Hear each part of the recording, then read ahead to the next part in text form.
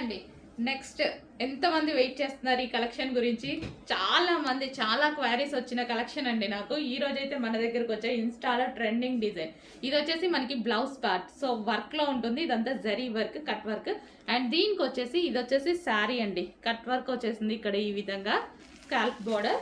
And మనకు వచ్చేసి శారీ చూద్దాము ఒకసారి.